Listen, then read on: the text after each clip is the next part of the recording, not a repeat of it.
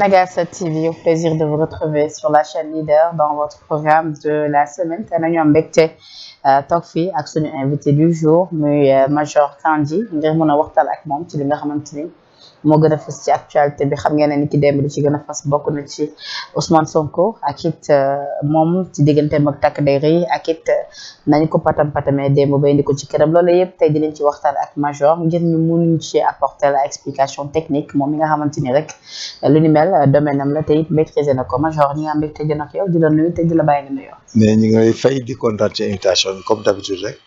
à chaque fois que mu am ay événements nit ñi ñëw expliquer Sénégalais pour ñu comprendre lan moo tax. donc Sénégal est un état de droit. lépp lu ñu fay def rek dafay am principe de légalité day am texte yi ko prévoir.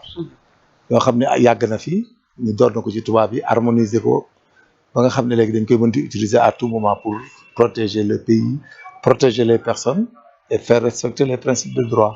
D'accord alors Major ci loolu ñu ci fan yii ñu weesu ñu déggoon ki nga xamante ni moom moo di Ousmane Sonko di njiital Pastef foofu ci Ziguinchor yëkkati ay kàddu annoncé woon ni dina dellu ci Dakar mais da koy jaarale ci ab caravane bu mu tuddee caravane de la liberté ci loolu nag mu xamle woon ni bi lépp caravane dina jaar ci ay dëkk yu bëri ci mel ni Tambacounda Kaolack dëkkaan yi ay Vélingara ak yu ni mel ba yegg si ci fi nga xamante ni moom moo di Dakar donc ci loolu nag dem gis nañu caravane bi suite bu mu am bi mu amee ay jafe-jafe ak force de défense yi ba sax mu daal di leen rëcc benn moment ba jël kalando ba sax dugg ci dañu gis waa Pastef yëpp triomphé ni voilà Sonko bëgg nañ ko woon tere finalement jël na kalando poursuivre li nga xamante ni moom moo di caravane am waaye mu mel ni boobule victoire dafa durer que des heures parce que plus tard gis nañ ni il a été porté disparu ba ay proches am def ci ab communiqué ni Ousmane Sonko injoignable introuvable ak yu ni mel finalement dañu yëg ne force de défense yi dugal nañ ko seen oto ba indi ko ci fi nga xamante ni moo di këram cité Keur Gorgui hier dans la nuit situation bu ni mel naka nga ñu ko mën a expliquer lan moo xew. La témérité c'est la bravoure des fous quoi comme on dit. La témérité, c'est la bravoure des fous. Vous avez bien dit clando. Comment un Sénégalais normal, tu veux drainer des foules, on t'interdit ngay dugg ci clando. À quoi ça sert d'entrer dans un clando? Pour dire que man acte de guerrier la quoi, j'ai fait ça ñëw naa jaar naa fi kenn jàpp ma. Bref, Sénégal dafa am ay lois yoo xam ne je pense depuis 1968 harmonisé avant. Sénégal à part l'État du Sénégal qui gouverne le pays. nga xam ne un ministère mën na def caravane pour la santé pour la lutte contre le paludisme la lutte contre la mortalité des femmes des programmes normaux yoo xam ne c'est pour la société c'est prévu par l'administration benn particulier au Sénégal wala benn sénégalais amoo droit ne da ngay def caravane au Sénégal sans nga am autorisation ak déclarer ko ba nga xam ne région par région parce que y a des risques dans les caravanes surtout caravane boo xam ne yow tu te fais accompagner que par des mineurs des personnes yoo xam ne ay 10 ans 11 ans 12 ans 13 ans 14 ans 15 ans 16 ans maximum 17 ans ñoo lay topp nga aduler leen embarquer leen dans de l'euphorie ñu lay topp mais déjà il y a un mort deux morts là on devait lui imputer ça pourquoi bu ñu ko imputer woon tey ñu ne encore moom la parce que il a fait un acte illégal dans le temps et dans l'espace c'est le fait d'organiser des mouvements de foule sur l'ensemble du territoire et qui se transporte d'une région à autre muy favoriser le désordre l'entrave à la liberté de travail la mise en danger des biens d'autrui ak la mise en danger de personnes mineures corrompues quoi c'est la corruption de mineurs parce que tu les emballes et tu les fais faire des choses yoo xam ne ñoom conscient et il y en a c'est suivi de fait parce qu'il y a mort d'homme en conséquence quand on lui interdit quand il devait rester là où il est réfugié te l'État toléré ko parce que c'était illégal sax qu'on le laisse là-bas l'État baa ko fa pour des principes de droit et au vu du régime juridique et de la situation qui sévit en Casamance. et c'est-à-dire bi ñu gisee démb yëf yi fi mu mujj ak avant à rappeler que ni ministère de l'intérieur ci njiit ga di Antoine Félix Diome defoon nañu ab communiqué mais ni kuy artu ki nga xamante ni moo di Ousmane Sonko. c'est ça mais ci kaw artu boobu noonu dafa mel ni tamit boo koy lire da ngay sentir que ni ñoom ñu ngi ko doon xamal ni ko tamit mbir mi dañu toog croiser les bras di la bàyyi ngay dox. mais dañ koy jàpp dañ koy arrêté donc dans ce cas là est-ce que tey jii bu ñu gisee situation bi nu mu demee Sonko peut-être xaaroon na bi lépp encadrement comme ni ko ministre de l'intérieur situation de faveur la parce que man utiliser wul terme arrêté dafa ne dañ ko encadré ñu ko ba këram. non Sonko bu état bi jëflante woon ak moom démb dañ koy arrêté pour fait yi ma la wax entrave à la liberté du travail mise en danger des personnes et des biens d'autrui suivi de faits à mort d'homme c'est illégal c'est trouble à l'ordre public parce qu'il n'est pas autorisé et il est dans un état de droit donc en conséquence démb traitement bi nga traitement de faveur la normalement région bi ñu ko jàppee dañ ko foroon déférer ci région boobu foofu la infraction bi cessé fa lañ ko waroon jàpp déférer ko ci région boobu. donc pourquoi donc exemple rek laa lay wax loo xam ne légalement la kooku peut-être régime bi fi nekk ñoom ñoo am tolérance boobu moo tax ñoom comme xam nañ kii li intention fi mu jëm ñoom duñ ko ci ànd ak moom gis nga stratégie bi muy utiliser moom la état bi utiliser le contraire tey ba mu am ridicule bi mu am loo xam ne kenn xamul du muy ndur tout le monde décrit ça même à l'étranger c'est du n'importe quoi ce Michel-là il se comporte comment pourquoi il se comporte ceci cela c'est un désordre c'est un manquement volontaire et puis c'est pas digne d'un homme politique buy briguer un état parce que ça va amener l'anarchie dans la continuité personne ne sera plus obéissant des lois personne ne sera plus obéissant des mesures étatiques personne ne sera plus respectueux de l'ordre public c'est-à-dire lii moom bu continuer li muy def nii moom waxuma dara mi inscrit au Sénégal le désordre l'anarchie. oui mais dañuy comprendre foofu major tey jii naka nga ñu mën a expliquer situation bi nu mu def ba yegg si c'est-à-dire ba ñu demee tey jii ba Sonko nekk ci ab caravane doon dëkkmal ay dëkk ñu jël ko ni ko coppet def ko ñoom ci seen ay fourgonnette yóbbu ko loolu ñu ne mi ngi xew ci suba si bu ñu sukkandikoo ci poste bi nga xamante ne benn Talib Sow de kenn ci jegenaale Sonko yi def na ko mi ngi xew ci suba si donc pourtant nit yaa ngi koy yëg pratiquement ay vers les coups de 17 heures. parce que waa Pastef amuñu kii waa Pastef dañuy wax rek mais ils n'ont pas de stratégie ils sont pas organisés la gendarmerie et la police et la magistrature tous les actes qu'ils posent sont sous le sceau de la confidentialité la gendarmerie et la police font des travaux yoo xam dañ koy liggéey def ko dans la confidentialité donc ils n'ont pas à communiquer ils n'ont pas à dire qu'il a été interpellé il a été conduit l'essentiel moom ñu àndaloon pour vous dire qu'ils sont pas responsables même pour leur propre organisme moom pour propre intégrité corporelle am il doit en douter qu'il n'est pas en sécurité parce que déjà ñoom ñi muy àndal sax xamuñu fu mu nekk moom Moussa Fall bi ñuy wax démb bu doon Moussa Fall dafa am intention bi ñuy wax di ko crier moom suul nañ ko ci forêt boo xam ne fi ni ñaa ngi wër fu mu nekk Ismaël Cissé l'avait fait au Mali mais il a disparu pendant longtemps les gens l'ont pris avec des rebelles assimilés similés de rebelles ñu jàpp ko denc ko ay 2 ans moom yeer na gërëm ni mu doon xas ñoo ko gën parce que déjà démb moom erreur bi mu def dugg ci kalandoo dugg ci forêt di jaar ci mbedd contourné mais boobu bu ñu la fa suul la kan moo koy xam les gens pour preuve jàpp nañ ko ay 5 heures 6 heures temps yu mu àndal xamuñu fu mu nekk xamuñu sax ku ko jël cela veut dire que c'est un ce qui se passe avec ces gens là mais c'est irresponsable je suis désolé. oui mais major ci loolu tey jii moom Ousmane Sonko parce que tey ce matin maa ngi koy dégg ci ki nga xamante ni moom moo di Ngouda Mboup mu ngi koy souligner d'ailleurs citant l'article 14 de la charte fondamentale nee na tey jii un citoyen a le droit de se déplacer et de s'établir d'où il veut dans le pays. loolu tamit xam nañ koy def mais c'est fallacieux. un citoyen tout le monde voyage. mais tu fais appel à des rébellions tu fais appel à des gens pour tuer au final qui te suivent en vague c'est constaté nga naan un citoyen. mais liberté dans cette histoire.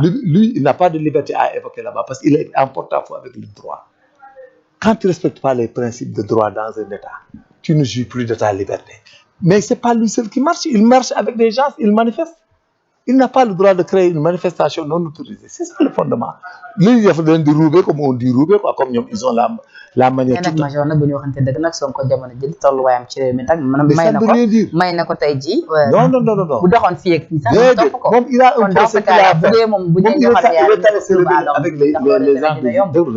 il est allé se rebeller avec des gens de Ziguinchor l'État a laissé tomber au vu de la situation qui vit en Casamance parce que l'État a supposé que les gens qui sont là-bas ils ont des sentiments outre que des sentiments de Sénégalais et de droit parce que sinon dañ doon raisonner du ñëw di protéger nit ko am problème à l'intérieur du Sénégal au lieu mu toog fi mu dëkk toogul Dakar demul Touba demul feneen mu dem Casamance dafa ndànk c'est à dessein léegi si l'État était la police n'était pas intelligente dañuy ñëw song ko jël ko bu ñu ko jéem a jël gos yooyu nga xam ne sont en motif je ne sais pas quoi mais s'il a meurtri tant pis y aura rien du tout sur le plan du droit. waa léegi ndax en tant que maire de Ziguinchor dafa dem fa amul droit dem fa. ah lu tax dafa dem réfugié si le maire de Ziguinchor s'il jouit du droit d'être maire de Ziguinchor il doit s'arroger le devoir de répondre à la justice s'il veut évoquer des droits il n'a qu'à répondre à la justice même s'il le convoque d'une manière fallacieuse d'une manière complotée et tout, il doit répondre à la justice. Sinon, lui, là, n'est-ce pas, il menace Aliou Sall et Farba Ngom. S'il était président, il les convoque, ils partent à Matam. Comment il va les prendre? Si les Matamois sortent de Podor à Matam, mais boo nee jusqu'à amul droit dem Saint-Louis. Ziguinchor Major ban dégg nañ Mais mu naan amul droit dafa de la dem dëkk way Ziguinchor juróom ni ay way juróom nekk pour se réfugier. oui Il s'est réfugié à Ziguinchor, se barricadant dans une maison et que les populations se sont rebellées et ils ont reçu de l'argent même pour leen toggal ak di organiser nit ay jënd ay saako. Tu sais ce qui s'est passé à Ziguinchor là? Mais je suis désolé, mais c'est assimilé à une guerre. C'est-à-dire l'État du Sénégal a la hauteur, la police a la compétence et l'intelligence de laisser faire parce qu'ils savent que comme c'est une région en rébellion, tout acte posé là-bas, c'est pas, ils vont dire que oui, parce que respecter ou donc lui, il lui a fait endosser une responsabilité. Dans l'éternité, ça va le suivre parce qu'il est parti dans une région en rébellion. Il a évoqué des sentiments ethniques et des sentiments de régionalisme auxquels ont été adjugés la rébellion casamançaise. d'accord dans une région en rébellion donc attendez, le MFDC qui est parti faire là-bas. Mais mané, xam nga un État ne dit pas tout. Et stratégie, même qui ont des dispositions de combat, ça gars. Tu sais, l'État connaît beaucoup de gens qui sont dans la rébellion. Il faut même les trouver là-bas et les arrêter, mais ils ne l'ont pas fait. Mais ils allaient dire que s'ils les arrêtent par le feu, ils vont dire que. Oui, mais droit, ça défend l'âge bataille. Amul droit bi. C'est-à-dire droit là, amul ci lim def. Oui, mais Major, non, mais xaar. Amul droit bi lim la def. Oui, mais en tant qu'être humain, en tant que Sénégalais, tey jii dëkk ci dëkk bi réew mi nga xamante chaque ñoom ñoo ko régir ku nekk am nga droit dem. Amoo droit di mais y a tapage. Il y a tapage. Il faut que l'autorité publique rend l'acte licite et conforme de droit. Son acte est illicite et non conforme de droit. Dans un état de droit, amoo sax droit tëgg sabar te invoqué ko commissaire. D'accord naa ci point boobu. Non, il n'a pas de droit. mais ndax moom doomu amul droit moom kese na dugg ci oto ndax am na droit tey jii dox ko def waaw moom kese na dugg ci oto bañ a ànd ak kenn. na waxuma loolu dama ne ndax tey jii Ousmane Sonko moom am na droit tey jii génn këram dugg Sénégal set. dem fu ko neex dugg Sénégal set. Oui. Au vu des prémices. Oui. xam nga Ousmane Sonko il doit pas comparaître libre en cour d'assises. Il devait être en prison actuellement. Non, c'est pas, il ne peut plus parce qu'il n'est plus il est en porte-à-faux avec le droit. Actuellement ni état moo aménage noonu pour des questions dama ne actuellement ni amul droit génn il devait être à. Kon dans ce cas-là 100 mètres la waroon nekk actuellement. On ne comparait pas libre en cour d'assises. C'est-à-dire on a aménagé ça de telle sorte que dañ lay defal citation nga ñëw mel ni ku constituer simulation. parce que li ñu mën a comprendre depuis démb il a refusé mooy mbir yi fu mu yegg si. ba tey jii këram kenn amu fa. ma ne moom fi mu yegg si moom. tout à l'heure seetaan nga les leaders de Yewwi Askan Wi dem nañ buntu këram mënuñu fa dugg. démb gis nga sortie bu mu waroon def. waaw mais dama lay laaj xam nga démb gis nga sortie bu mu waroon def finalement mujj ko def parce que cellule de combat amuñu accès këram donc est-ce que tey jii bu ñu gisee ni niñ ko tëjee ci biir këram noonu mu bañ a génn Sonko. Sénégal est assigné à une résidence privée waaw on peut l'assimiler à une assignation, c'est légal. Pourquoi c'est légal? Il doit comparaître dans une chambre criminelle. Et il a eu une citation, il a refusé de comparaître. Il a refusé d'aller se faire enrôler par le greffier. Donc ça, c'est un mandat d'arrêt de fait au terme des articles, je pense, 264. C'est article 274, 75, dañ ko war a arrêter. Juge bi daa waroon joxe ordonnance de prise de corps bi ñu jëli ko wala mu joxe mandat d'arrêt. Au terme des articles 274, 275. Il ne devait pas circuler libre, il devait être arrêté. Mais du fait qu'il a mêlé des choux et des carottes, l'État... Mais pour l'assigner à une résidence surveillée, je pense que dans ce cas-là, man jànguma droit, mais dégg naa ci seen xam-xam màcc wàllu ñu ne dans ce cas-là, dafa war a am li nga xamante ni moo di ab mandat bu jógee ci juge bi. Sonko mesure administrative sax la État jël ci moom pour l'aménager et pour ne pas compromettre la sécurité des populations parce qu'il a au moins des gens qui sont ses parents, ses amis, autres qui se sont montrés virulents et que l'État, qu'est-ce qu'il a? L'État a la force. Si l'État utilise la force contre des personnes qui ne jugent plus de leur faculté, qu'est-ce qui va se passer? Maintenant, il appartient à l'autorité de juger l'opportunité des mesures à prendre. Non le fonctionnement État du domaine. Moi, en tant que président ou ministre de l'Intérieur, je me dis que ce gars-là, si on l'arrête, même le procureur, il peut donner ordre. Même le procureur de la chambre criminelle, même le juge, peut savoir que ce gars-là, il veut créer des situations dont la létalité peut faire perdre à des Sénégalais leur vie et sans raison. Dans le il n'y aura rien du tout. Mais c'est des Sénégalais, il ne faut pas les tuer ni les blesser. Mais ni mu këram nii kenn bañ fa passé. Non, étape de ko fay téye ba juger ko. Ce que les gens ont fait est très bon. Ils n'ont qu'à le garder là-bas, juger ko. Si le juge on est en droit s'il est condamné et délivrance de mandat d'arrêt à l'audience ils le conduisent par la force. kon da nga bëgg wax ne ci loolu fu mu nekk nii mu nekk nañoo xaarali Ousmane Sonko kenn du ko tegati bët. ma ne ba jeudi bañ atte ko du génn état bi di ko fa bàyyi parce que c'est il a refusé de comparaître. waaw mais même su fekkee génn xanaa nag mënees nañ du ko dem bàyyi fenn. nag ak cellule de ma ne comparaison état bu def déclaration. ma ne du amati contact ak kenn. wala amatul droit mais ñu nekk 100 mètres amuñ droit wax ak kenn ñu nekk 100 mètres duñ conférence daf leen a gën. Il est au même régime juridique que ces gens qui sont au standard pour mandat de dépôt. Il est dans le même régime juridique. C'est-à-dire lui c'est un homme politique boo xam ne les Sénégalais la. mais biir këram moom. maa ne déggoo li ma la wax moom il est comme. ñu ne ko fa raab. mais il est comme une personne arrêtée et mise sous mandat de dépôt. mais wax ci kay day leer. Sonko doit comparaître en chambre criminelle il a refusé de comparaître il a refusé de se soumettre. Il a tout refusé il s'est rendu fugitif il est parti en Casamance fi ne day xaru pour état bi def erreur état bi est intelligent n'a pas fait d'erreur mais il le garde chez lui jusqu'à ce que une décision de justice. mais ci loolu major bu ñu xoolee tey jii situation nu mu demee amul situation ba tey comprendre de. waaw mais dama ne Sonko est assimilé à quelqu'un qui est sous mandat de dépôt état bi da ko bëggoon bàyyi Ziguinchor bañ jugé ko atte ko bu bëgg def pourvoi dana ñëw constituer prisonnier c'est la loi qui le dit pour qu'il fasse le pourvoi il va venir se constituer maintenant lui il devait actuellement être arrêté et gardé parce que quand on délivre une ordonnance de prise de corps et tu refuses une citation tu refuses de comparaître le juge devait donner une ordonnance de prise de corps même le jour passé là le lundi ci wala bu audience bi waroon na ko defal ordonnance de prise de corps bu nga xam ne fu mu nekk jëli ko. mais dans ce cas là parce pourquoi qu'il n'est pas introuvable. Oui. Il est trouvé. mais dans ce cas là pourquoi hier ñu dégg le ministre de l'Intérieur Antoine leeral ni Sonko n'a pas été arrêté. C'est ça. On l'a juste encadré amené chez lui. non xam nañu ki ñu amal affaire juste excuse-moi du terme mais xamatul fu muy teg tànkam bu ko état toppee catastrophe lay doon Antoine c'est un magistrat il est intelligent et puis bu ñu ko toppee catastrophe lay doon quelqu'un boo xam da nga ko war a arrêté mu dem Ziguinchor yow ngay aménager bañ a rey ay gone fanaan loo fa ay xale 48 heures 72 heures 4 jours 6 jours yow Casamance ko gis xam ne ñi position de guerre xamante ni sax fu ñuy taxaw ay gosses yoo xam ne ils viennent de nulle part des enfants des mineurs qui ont moins de 17 ans nga indi leen dajal état lu mu waroon def arrêté pour bu ko arrêté lu muy def gosses yi fa nekk nga jaar seen kaw ñi mot oto yi jaar seen kaw ñi nga rey leen Casamance waaw Casamance. non je veux dire par là lu tax démb kon tey jii bu ñu comprendre bu baax a baax li nga expliqué pourquoi démb Antoine le ministre de l'Intérieur leeraluñu pour nous dire que ni peut-être situation tey jii Ousmane Sonko di dund mënees nañ koo méngale ak un mandat de dépôt. man de déggoo ma ne déggoo li ma la mesure administrative mais dafa wax juste que ma ne Sonko au vu de son comportement dangereux au vu de la dangerosité de son comportement et à la lecture de la vulnérabilité des garçons et des hommes qui le suivent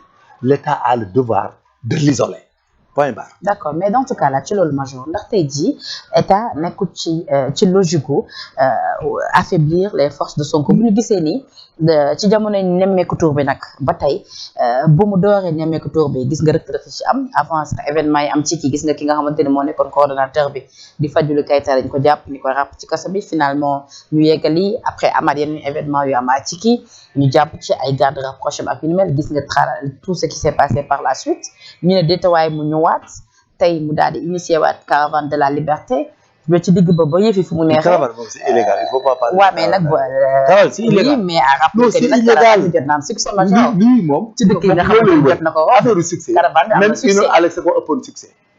Ino Alex li ñu tere ne woon Sonko tere ne woon. oui mais foofu laa bëgg a ñëw. il est comme Ino Alex. c'est-à-dire je veux dire est-ce que tey jii c'est parce que caravane yi nga xamante ni moom Sonko mu ngi koy entreprendre tout le temps succès yu muy am ñoom doole boobu la ñu bëgg wàññi. non pas du tout Sonko bu doon beneen état Sonko du circuler bay wax Sénégal la ñu defee lii di circuler di wax Sonko état bu mu mënoon doon dans le monde barke Sëñ Touba du circuler jàpp nañ ko bu yàgg bu yeboo ñu ciy dee parce que li mu digaale ak état bu nekk sur le haut pouvoir état bi aménagé am ñu muy seet sëriñ si di ci wax ak di réglé Sénégal rek la am te man bu ma nekkoon autorité sax du ma ko nangu ku ma ko ñaan du ma la ko may c'est-à-dire il a frisé la morale de droit au Sénégal c'est-à-dire le fait de faire une rébellion ouverte moo dul yoon le fait de s'attaquer à tout le monde dans ce pays d'injurier tout le monde lequel doon accepter ah et puis tu fais une horde de personnes qui ne jouissent d'aucun droit benn statut amuñu ko nga naan ay sécurité ay nangam des gens qui violentent des forces de sécurité qui traitent de cervelle des commissaires et on les laisse circuler monsieur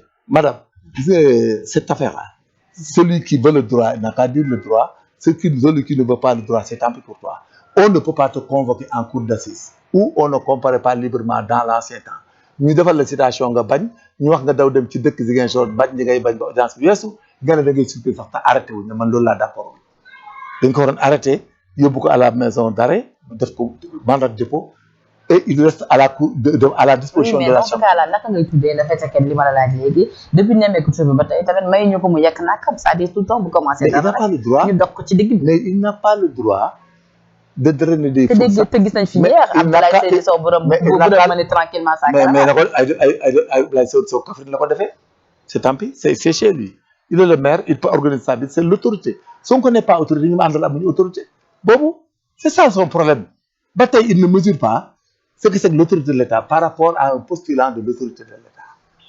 Il ne respecte pas le droit, il ne respecte rien. Et même s'il devenait président, la monnaie lui sera rendue. Les gens vont désobéir et les gens vont lui interdire et que la justice aura des problèmes, les policiers et les gendarmes, s'il réussit. S'il réussit, ça sera une première. Les gendarmes, les policiers et la magistrate ne pourront plus arrêter quelqu'un. Non, mais bonne autorité de Ziguinchor. Mais il n'est autorité de rien, c'est un politicien. C'est un acte de faiblesse. C'est ce qu'on appelle un début de démence des Sénégalais. Ils n'ont plus un cognitif normal. Un opposant aux États-Unis et partout, il n'a pas le droit d'offrir opposant. Oui, mais autorité là quand même. Non, mais autorité. Autorité de quoi là? Autorité. Autorité, il faut jouir d'un pouvoir d'investir des pouvoirs publics. Nel, c'est un homme politique, c'est un leader politique. D'où autorité. Autorité, elle prend des décisions. Oui, mais Major, dans ce cas-là, moi, en tant que maire de Ziguinchor, là, l'autorité là. L'autorité de Ziguinchor là. Mais il n'a pas le droit d'entrer dans le jeu. Autorité Ziguinchor là. Il est le maire de la ville de Ziguinchor. Sur demain, Abdoulaye Seydou Sow, il a avec sa caravane. Oui, c'est normal. La même Ziguinchor de caravane. Vous devez caravane Ziguinchor, quel d'autre? Vous devez Ziguinchor, commune Ziguinchor, caravane organisée, l'autorité légitime là-bas. Là, il n'est pas l'autorité légitime. Il est simple citoyen ailleurs. Il n'est pas président de la République, il n'est pas ministre de la République. Tu n'as jamais entendu le terme maire de la République. D'accord. On appelle maire de la commune tout pouvoir qu'il évoque et toute autorité donc qu'il revendique. Ça se limite à Ziguinchor. Le ministre, oui. Mais en toute de cause, lui, il est en porte-à-faux avec le droit. Il ne peut évoquer aucun droit à son âme. D'accord. Selon le ministre Abdou Karim Fofana, également porte-parole du gouvernement, Nena Ousmane Sonko jamono jilé dafa mos a nekk ci provoquer li nga xamante ni moo di état dafa mos a nekk ci di provoquer force de défense et de sécurité nee na nag lu ni mel dafa bëggoon juste ñu arrêté ko ci lépp motif ñu bañ ko arrêté sur l'affaire Adji Sarr waaye nag ñi ngi xaarandi verdict bi nga xamante ni mu ngi tukkee di ci le 1er juin comme pour nous dire que ni état du tombé ci piège Ousmane Sonko il poursuit en le traitant de lâche et d'irresponsable mais ndax tamit terme yi nga xamante ne utiliser ko c'est pas trop fort. Partagez-vous son avis. Ils utilisent plus la lâcheté, c'est quoi? La lâcheté n'est pas péjoratif, hein? La lâcheté, c'est quelqu'un qui est prêt à sacrifier des gens et de les mettre dans des situations inconfortables qui pourraient compromettre leur intégrité corporelle et leur liberté. C'est de la lâcheté. Ça, c'est ce qu'on appelle la lâcheté. C'est comme un traître, comme on appelle un traître. Un traître, il donne des informations, mais le lâche, il t'expose à des situations dangereuses et il ne se soucie pas de ton intégrité corporelle et de ton avenir et de quoi que ce soit. Ce qui est évident, Ousmane Sonko, il fait ce qu'on appelle des concours d'infraction et des cumuls d'infraction. Maintenant, l'État sait que le bout de l'eau, il y a le principe de non cumul des peines. C'est pas ça, c'est une psychologie profonde. Et que même le ministre de l'Intérieur joué, le ministre de l'Intérieur, il a appelé l'école de la tête pour 2 ans. Mais comme les filles, il n'y a pas 5 ans, 10 ans, pas de sens là. À mon sens, il est dans un procès où il a fait poser des actes illicites et non conformes de droit. Et auquel, de par ces actes, il pourrait éventuellement être condamné. Mais seul le droit a le droit de dire que je vais le condamner et je vais le relaxer. Mais le business, il sait que ce monsieur-là, il est dans des cumuls d'infraction et des concours d'infraction. Mais donc, comme il est poursuivi pour crime, ce n'est pas la peine que tu le poursuives pour des délits corrects. C'est ça la psychologie de la chose. C'est même quand le juge leur parlait du viol, quand il a requis, les gens, comme ils ne sont pas trop intelligents, il a dit que corruption de mineurs. Mais c'est un abus sexuel. Il veut dire d'abus sexuel. C'est-à-dire, quand tu fais quand tu es soupçonné de viol, et qu'il y a des éléments qui échappent pour étayer le consentement de la victime, mais et que tu as abusé de la victime. Là-bas, c'est comme une atteinte aux mœurs. C'est-à-dire, c'est-à-dire le fait qu'ils jubilent, mais ils ne sont pas en guerre.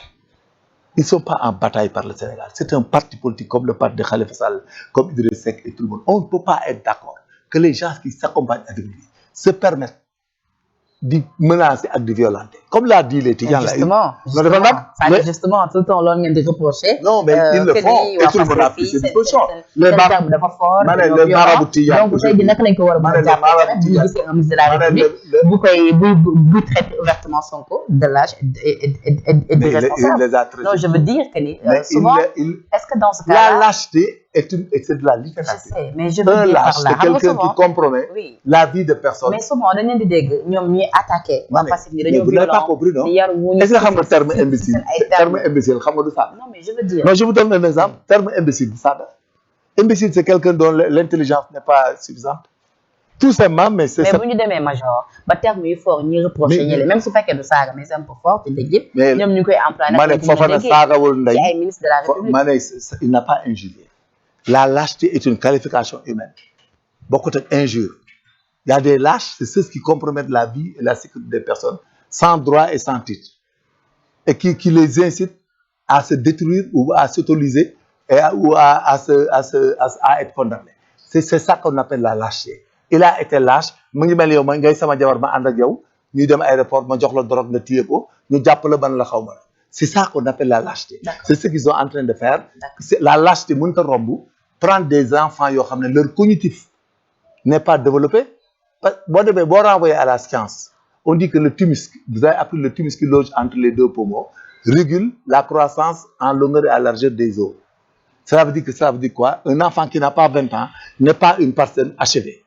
Donc rien n'est achevé sur quelqu'un qui n'a pas 20 ans. D'accord. Donc ça veut dire quoi? Quand tu utilises ces gosses et qu'ils en meurent, il y en a qui sont morts et leurs parents ont perdu, c'est de la lâcheté. D'accord. ci caravane bi major dañ ci déggoon Sonko ni dañuy ñëw déloger Macky Sall palais employé. Déloger voilà comme bu départ rek war nañu ko jàpp pour même terme yi nga xamante ni moom Macky Sall également mosoon na ko employé envers Abdoulaye Wade mais ci loolu ndax tey jii da nga jàpp ni foofee tamit Sonko xaw na def toute erreur de communication pourquoi parce que dafa annoncé les couleurs peut-être de sa caravane. Oui, c'était prémédité. Voilà pour ma def cours tuuti pour étudiants yi dégg en droit gis nga nit pour mu def infraction bu mu tey day am la pensée de l'infraction la résolution d'agir les actes préparatoires et les actes qui tendent à l'infraction mu commencé maintenant il veut aller faire l'infraction ce qu'on appelle la tentative période boobu tant que deful infraction bi mi ngi ci régime juridique tentative mooy commencement d'exécution absence de désistement volontaire absence de résultat nuisible Sonko il a tenté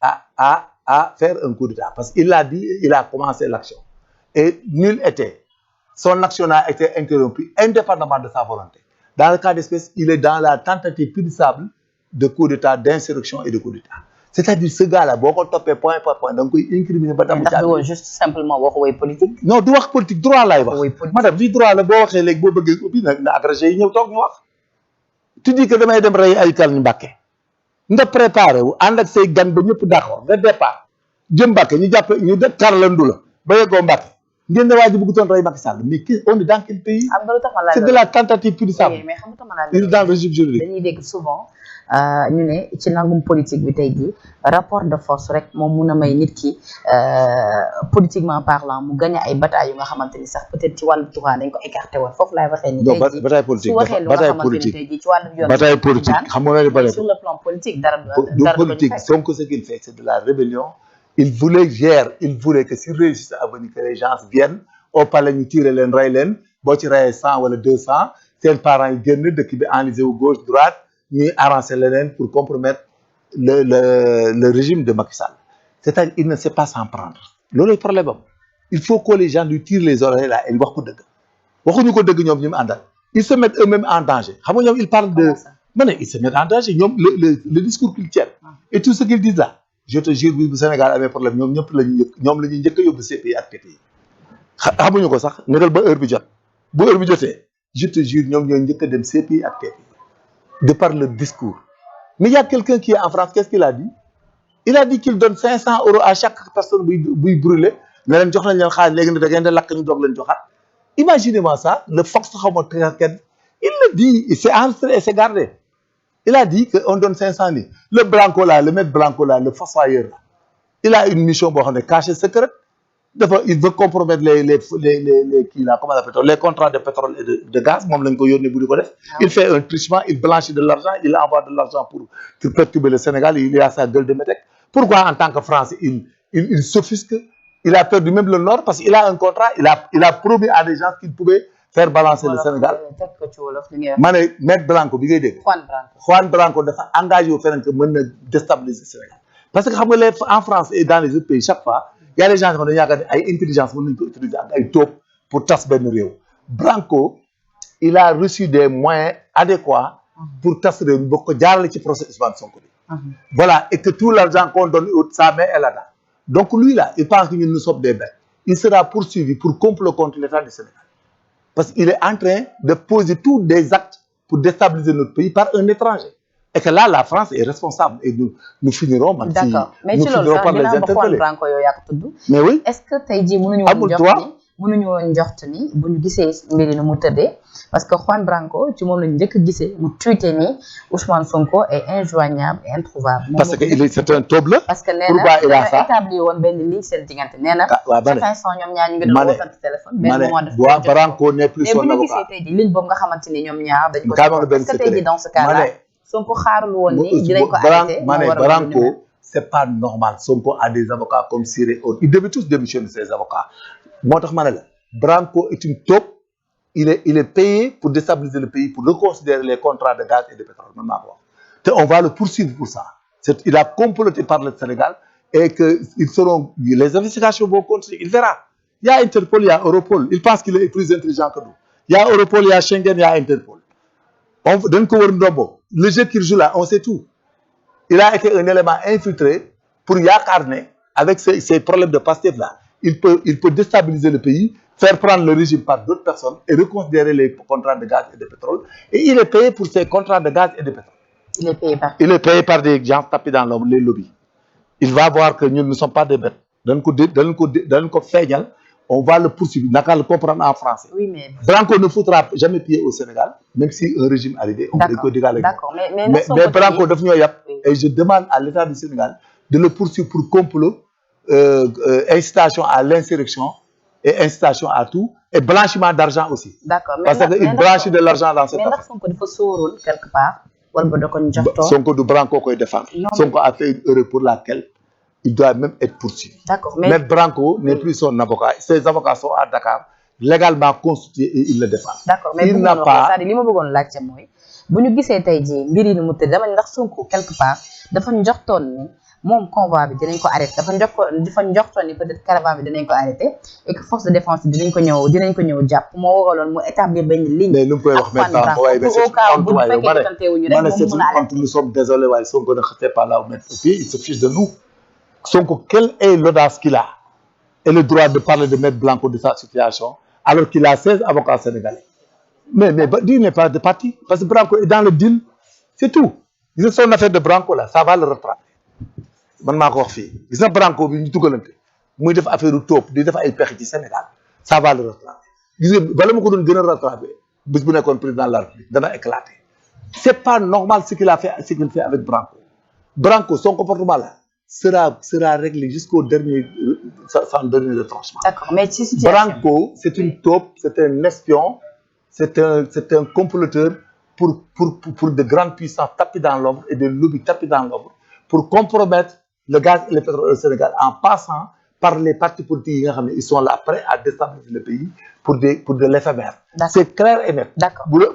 Ils sont pas respectueux des avocats sénégalais. Siré les Bamba Cissé là ils devaient démissionner de ce procès. D'accord. Voilà ils sont pas respectés. ak Maître Sarr tout le monde. D'accord. À rappeler que vous suivez toujours votre émission de la semaine. Ils sont pas respectés. Major Kandi. Comment on peut prendre un Branco là di wax façon ailleurs. D'accord mais Major. démb gis nga ni Ousmane Sonko bi mu annoncé ni dafay def ab sortie ñun sax Sénégal set sax bokk nañ suñu njëkk lancé am nga ne ñun nous sommes au cœur de l'actualité macha allah bi ñu lancé suñu live di xaar li nga xamante ni moom moo di déclaration Sonko musique sombre dañ teg mooy générique bu Sonko bi ñu naan réew mi bañ na mais réew mi bañ na boobu kese bi nga xamante ni sax jotul am benn son parce que Sonko jotul génn deful sortie ñun ñi képp ñu Sénégal sax rek am nañ ci vidéo boobu lu toll ci 334 000 vues te Sonko waxul loolu tey jii tamit est-ce que loolu tamit tey jii du signal du signe bu askan bi lancé li nga xamante ni moom mooy à l'état xoolal les événements ñi réew mi bañ madame attendez ma expliquer la gis nga affaire Sonko ñi koy suivre ñoo ko gën a contre parce qu'ils veulent savoir ce qu'il est en train de tramer parce que c'est un danger public le comportement des pastéfiens ils ne veulent pas être surpris seen alal seen intégrité corporelle moo tax on les suit c'est comme du lait sur le feu et que les gens veulent savoir ce qui se passe et comment ça se passe parce que tout simplement opposé au Sénégal c'est très facile les jeunes qui l'amènent c'est des jeunes qui sont ratés qui n'ont pas confiance en eux-mêmes parce que ñii jànguñu ñii dañoo raté ba pare amatuñ confiance pour leur réussite c'est facile en Afrique c'est dans tous les pays africains déjà non attendez c'est ça la vérité beaucoup de jeunes ici duñ jàng duñ dem ils n'ont pas le courage d'aller apprendre ils n'ont pas la patience d'apprendre un métier et ils sont pervertis par la modernité. mais ay nit di xool nit ba mu neexee. ma ne mais dañoo xool ñu ko neexuñu ko de lim leen wax le projet bi mooy ñëw leen ñu jël non il ne fait comprendre non c'est très simple li mu leen gëm dañuy wax ne bu leen jàng métier bu leen respecter loi bu leen def dara bu may ñëw ñu dil régler alal gars yi nangu ko alal jox leen ko c'est tout simplement ce qu'il a dit il n'a pas dit jusqu'à présent waxul programme bu mu leen di former mais yow 1 million de jeunes yow ban réew nga leen di dugal te jàng buñ defuñ dara ñii ànd ak moom foo leen recenser xam ne ñi jànguñu jox mais projet bi ma ne la il faut tenir mais projet gis nañ fa ay cadre major mais ban cadre gis nañ fa ay mais ñooñu bu ñu nekkoon cadre dañ comporté wu jàng ñu am xam-xam mais nañ toog quand même nañ toog xaar sont pas les meilleurs ah ils parlent ils sont pas meilleurs mais moi là je suis major de gendarmerie ils sont pas meilleurs que moi c'est clair et net ku ci weer di ñëwal toog léegi ñu toog fii nga jox ñu ay biggal fay nga def thème bu la neex léegi ma bind jóg dem duñ c'est-à-dire il faut qu'ils arrêtent les gens de Pastef là s'ils pensent que c'est une université xam nga c'est une mouvance universitaire c'est très dangereux dans un pays gis nga on ne va pas dire qu'on vient léegi fan la état jëm ak Sonko bu ñu gisee mais état amul de problème Sonko Adji Sarr la amal problème ak Bamba Niang ils n'ont pas de problème avec lui il a des problèmes avec des particuliers qu'il veut transposer avec l'état n'a pas de problème avec Sonko mais c'est l'état qui gère la justice qui gère la gendarmerie c'est la police lorsque les lois mais c'est normal yow da nga ne ak Sonko moo tax ñuy comprendre ak ñun état kon moom fu mu jëm moom bu nekkoon président kon il utilise quoi bu ma rayee nit ku may jàpp pour bu ma dee di perturber Sénégalais de Dakar à Ziguinchor qu'est-ce qu'il va faire être son président insécurisé il y a le vol de bétail depuis qu'ils se déplacent les gens ont volé les bêtes des gens il y a des bordel infernal dans ce pays les gens même pensent que maintenant violer c'est légal les gens pensent que le koo sàcc alalam di lakk ay oto di lakk ay kër ah ils vont tomber dans le propre piège. xam nga nous sommes d'accord sur le fait que force reste à la loi. ma ne lui mais lui il va gouverner avec quoi.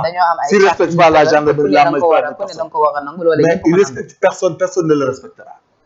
c'est clair et net moom il respecte pas la gendarmerie il respecte pas la police il respecte pas la magistrature donc personne ne le mélangera man personnellement je le mélangerai jamais. mais ci daw guddi ci daw dàqe bi ñu nekkee nii moom. amul daw dàqe c'est le perdant mais c'est le perdant non moom mooy daw di wër di wax rek madame je suis désolé ma ne moom mooy wër di réel di dem ak ñi ma àndal ñoom ñoo am problème ces gens là ils dorment tranquille bu heure bi jotee def na faute dañ koy condamné Mame Mbaye Niang condamné nañ ko la vie continue Adji Sarr il peut pas aller il y a des spermes trouver cette fille son médecin là qui mélange les choux et les carottes mais il fait un prélèvement il donne ça à un labo moom ça l'échappe na wax ne man def naa prélèvement jox naa labo rek fii bi ñu ma présenté théorie bi mu fi def boppam lay sacrifier les spermes là docteur Alfousseyni Gaye moom wax dëgg neex yàlla nag docteur Alfousseyni Gaye ñun presse bi sax ñun comprendre dañu def foo docteur Alfousseyni Gaye parce que fii la dem tribunal wax lu ko saf presse bi daal di koy relayer mu ñëw vraiment defaat beneen communiqué mais la mu wax ñun dañ ko changé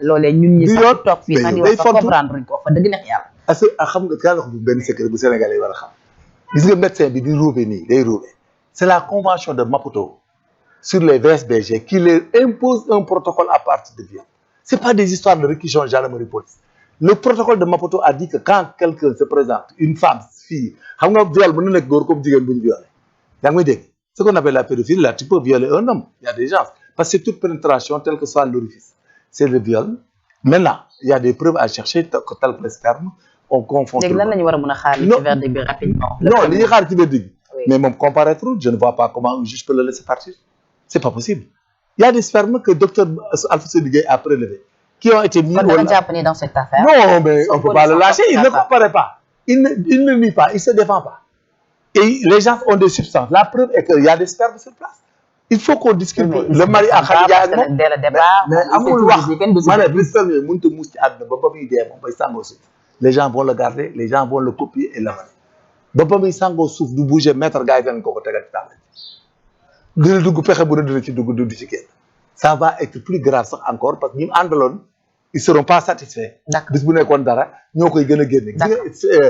ADN boobu ñu génne. oui waa ji dana dem disculper boppam ak ADN bi doog a dute nag bu doog a am ñu ne bu boobaa dañ naan moom kon nag moom dutu viol am na kenn wóor ne viol na. d'accord alors moom daal sperme yaa ngi fi na def ADN bi. major fi ñuy daanelee nag moo di sa xarit Cheikh Bara Ndiaye gis nga ni otoom dañ ko lakk loolee également ban gis-gis nga ci am. Cheikh Bara je l'avais Cheikh Bara il n'a qu'à être très prudent xam nga sama mbokk la sama xarit ban wax naa leen ko fee ci benn émission je le jure gis nga tous ces gens là dugg si gars yi négal ba ca pandaw bi nga xool dans les jours à venir état bi réglé wu leen kenn bëggu leen a rey wala nangam c'est de la politique comme ni ko Bara di waxee tout le monde a le droit de dire il n'a qu'à être très vigilant et très prudent avec ces gens est-ce que moom sax mi ngi gis dañuy wax ñoom est-ce que Bara il les suit trop bien dans leur réunion dans leur communication. il suit qui. mais ñu muy jàppale. waa passé. na leen suivre xool il n'a qu'à être très prudent. mais ñoo bokk camp. ban camp ma ne ñoom dindi nañ seen camp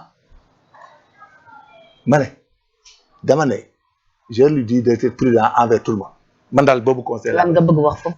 il n'a qu'à être prudent et qu'il soit plus prudent envers les gens de Pastef. kon da nga bëgg wax ni peut-être. non déggoo li ma wax ay wolof laa wax lépp lu ko dal dama ne man dama ko jàng. seen biir la dama lay waxuñu lu ko dal seen biir déggoo li wax dama jàng. lan nga bëgg wax dama jàng ni ñuy defee médecine c'est technique d'enquête yi moo lay wan de nit ñi mën a def ce que la personne peut faire pour dissimuler son crime ou son délit moom laa jàng il n'a qu'à être plus vigilant envers ces gars yi ni àndal que envers l'État boobu conseil la am lu ko jox. parce que bi ñu ñoom ñëpp nag laa yor ma ne ñoom ñëpp. bi ñu taalee otom jaaxal nañ ñenn ñi. ma ne nañ dem jour boobu 24 heures avant 48 heures avant on a bien suivi ce que les gens disaient on comprend gis nga ces gens là ce qu'ils font là c'est digne des pays en guerre et des pays en guérilla en pays en guerre froide en pays c'est-à-dire ils ont pratiqué des cas d'école de menaces subversives et autres sur la scène politique donc il faut qu'on les considère comme des rebelles pas rebelles Casamance c'est des hors-la-loi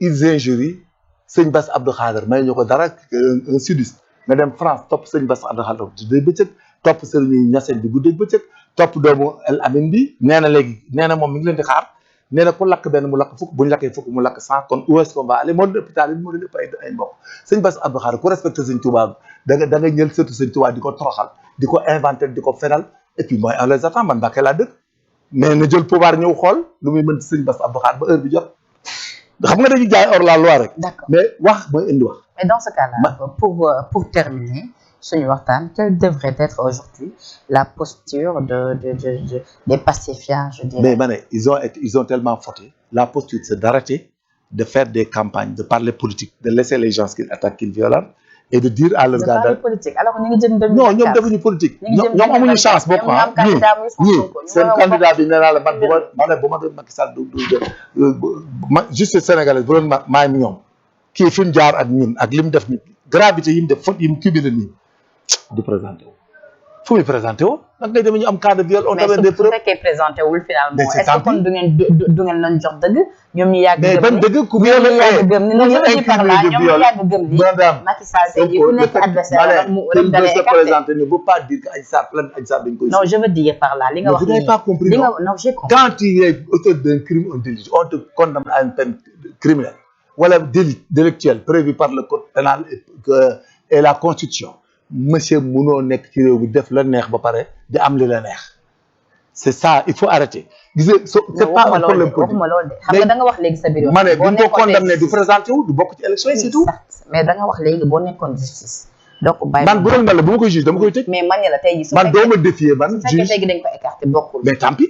est-ce que dans ce cas. mais tant pis Khalifa Sall dafa mais xale adversaire rek. mais xale déedéet adversaire da ngay bañ a détourner da ngay bañ a Khalifa Sall li ñu ko incriminé dafa am du man rek du wax. Karim Wade papa ma ko dugal ci gouvernement c'est tant pis pour lui war ko ci dugal parce que un fils de président y a vice de forme et conflit d'intérêt war ko dugal ci gouvernement loolu rek mooy erreur bi mais booy bi il est bien erreur bi seule erreur Abdoulaye Wade rek mooy jox Karim des pouvoirs yu ngan yoo xam ne gauche sax am na moment yoo xam ne du ko mën a maîtriser les gens là di dem incriminer ko mais loolu erreur bi ci am Karim mooy mu dugg ci état bi xam nga loolu yëpp pays yi ko am yëpp dañuy am problème mais sinon il est meilleur que ces gens là Macky Sall n'a pas arrêté ces gens. Dès les campagnes électorales de 2000 avant Macky di ñëw 2011 et 10 les Tanor ak ñoom Khalifa Sall ak kii ñoom Moustapha Niasse ñoom ñoo doon demandé c'était la demande sociale ce que les Sénégalais disent aujourd'hui ils n'avaient pas fait ils attaqué wuñ kenn. d'accord tey mooy anniversaire bu Abdoulaye Wade 97. voilà on lui souhaite une longévité et puis vraiment c'est quelqu'un de joli cœur très bon mais politique Sénégal moo demee noonu bon génn ci c'est très difficile et que c'est regrettable que politique bi léegi genre nit ñi dugg ci nga xam ne c'est une mouvance universitaire ah bon tout le monde est universitaire de Saint-Louis c'est pas normal parce que déjà koo wax rek mu ne université la jógee mënuñu ñu tympaniser il y a des universités de Dakar et des gens qui sont à l'étranger ils ne sont pas plus intelligents que les gens gënuñu leen judd ëpp ñu leen fit gënuñu leen a ñeme c'est-à-dire il faut qu'ils arrêtent les menaces les injures mais ce qui m'intéresse moi de plus mooy la police la gendarmerie la magistrature ils veulent décrédibiliser un pays ñu dem à zéro comme des Manitou benn secondo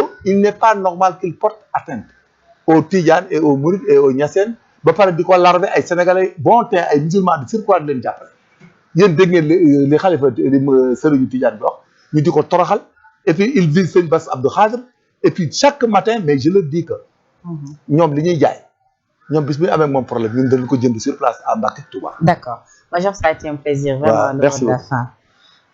Merci. Le mot de la fin. Mais c'est de conforter les Sénégalais. Oui. Je le dis, les jeunes là, vous êtes trompés, vous êtes abusés, on vous utilise chaque fois, on vous est à la violence. Et ils amènent des gens là qu'on a vu tout à l'heure, on sait qu'ils ne sont pas de Dakar. Tout simplement, ils vous utilisent. Et à Lucie, vous ne les verrez plus. Vous vous utilisez, vous avez des gens, même si vous réussissez, vous avez des gens qui ont des gens da ngeen xam ne ñoom duñ benn ak Macky Sall ils vont vous zigouiller un à un vous allez tous dormir à Bakhia et à Yoff duñ leen ko may voilà c'est tout ce que j'ai à dire. Merci beaucoup Major donc ça a été un plaisir de vous servir c'était à l'instant notre invité du jour Major Kandji ñu mën a échanger ak moom ci la gën a fës ci actualité bi di leen jox di daje incha allah ci yeneen plateau d'ici là portez-vous bien jërë ngeen jëf